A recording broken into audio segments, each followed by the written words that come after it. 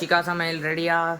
எல்லாருக்கும் ஹாப்பி விநாயகர் சதுர்த்தி. எல்லாரும் வீட்டில் விநாயகர் சதுர்த்தி நல்லா கொண்டாடுவீங்கன்னு நினைக்கிறேன். இன்றைக்கி நம்மளும் விநாயகர் சதுர்த்தி கொண்டாட போகிறோம். அதுக்கு என்னென்ன ஸ்பெஷலாக நம்ம பண்ணியிருக்கோன்னு பார்க்கலாம் வாங்க.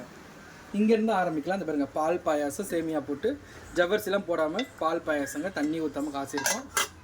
அதுக்கப்புறம் வந்து பார்த்திங்கன்னா கேசரி, தேங்காய் போட்டு கேசரி பண்ணி வச்சுருக்கோம். அதுக்கப்புறம் வந்து சாதம் பண்ணி வச்சுருக்கோம். இந்த பாருங்கள், மோதகம், இது வந்து மைதா மாவில் வந்து செஞ்சுருக்கோம். மைதா மாவும் பூரணமும் வச்சு செஞ்சுருக்கோம், எண்ணெயில் பொரிச்சு. அப்புறம் வந்து கொழுக்கட்டை பண்ணியிருக்கோம் பூரணம் வச்சு.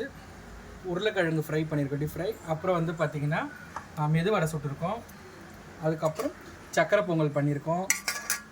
அதுக்கப்புறம் வந்து பார்த்திங்கன்னா மசால் வடை பண்ணியிருக்கோம்.